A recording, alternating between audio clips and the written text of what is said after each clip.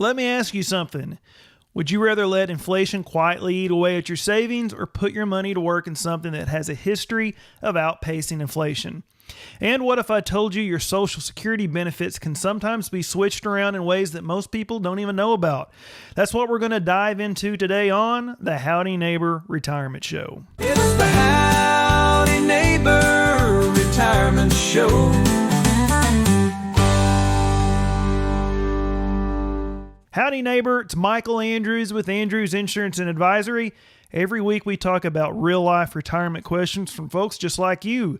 Today we've got two big ones. Charles wants to know if it's smart to move some of his savings into the S&P 500. And Laura asked about widow's benefits. Can you start them early?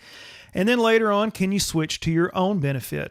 Both of these questions matter a lot for folks trying to make the most out of what they've worked so hard for. So on to question number one. This one is from Charles. Charles wrote in and said, "Hey Michael, I moved some of my money into a high yield savings account a couple years ago when rates were high, up around 5.5%. At the time that looked great. I had safe, steady income with no risk. But today that same account is already down 4.3%, and he is worried about what happens if it drops even further. He is wanting to know if he should move that money into the S&P 500 instead." Charles, this is a really smart question, and here's the way that I look at this. High yield savings account are great for stability, but they're also a moving target. When interest rates go down, your income goes down too. And right now, rates are already beginning to slide. Now, the S&P 500 is a completely different animal. It is not a savings account whatsoever. This is an investment, and this includes risk. But what you are doing is you're investing in 500 of the biggest companies in America. And here's the historical reality. Over the long run, so I'm talking about 10, 20, 30 years, the S&P 500 has averaged around 9 to 10% a year in returns. Of course, that's always not steady. Some years you will see it drop 20%. Other years it could jump 25%. But long term, it has built wealth in a way that savings accounts simply cannot match. So what is the lesson here for you, Charles? Well, it doesn't have to be an either or decision.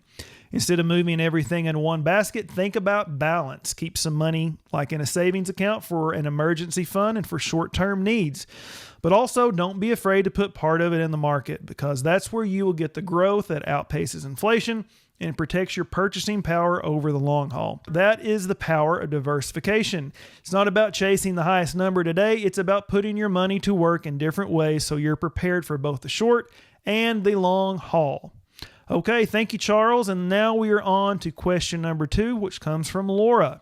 Laura asked, "Hey, Michael, I'm a widow. If I take widow's benefits at age 60, can I switch to my own benefit at 67? Laura, this is a very important question, and I'm glad that you asked it. And the short answer to it is yes. Yes, you can start widow's benefits as early as 60, and then later switch over to your own retirement benefit if it is higher. So here's how it works. Widow's benefits can begin as early as age 60, but they will be reduced if you take them before your full retirement age. So at age 60, you would get about 71.5% of your full amount. The key is widow's benefits and your own Social Security benefits are two completely different things. So what you can do is you can take one and then switch to the other later. So in your case, for example, you could take the widow's benefit at age 60 and then let your own Social Security benefit keep growing. So remember, your Social Security benefit increases about 8% per year for each year that you delay it, and it does that all the way up until age 70. So what that means for you is that by waiting until you're age 67 or even 70, you can switch over to a larger benefit for the rest of your life. So the big lesson here is widow's benefits gives you the flexibility. They let you start collecting income earlier while still allowing your own benefit to grow in the background. The trick is trying to time it right so that you can maximize what you will get over your entire lifetime. So that is going to wrap it up for today's episode. We had two really great questions today. Charles showed us why diversification matters, because savings accounts and the stock market each play a different role in retirement. And Laura's question reminded us that Social Security isn't just a one-size-fits-all. There is flexibility, and if you know the rules, you can take advantage of them. So here is my weekly reminder. Do you want a second opinion? If so, it does not cost you anything to let me take a look, but ignoring it could cost you thousands. And If you want to take this relationship to the next level, you can always call or text me at 918-842-7379 or email me at michael@andrewsadv.com or visit andrewsadv.com and click on Howdy Neighbor. Don't forget to like and follow our Facebook and YouTube page so that you never miss an episode. Thanks again for joining me, and we will see you all right here next week on the Howdy Neighbor Retirement Show. Thanks.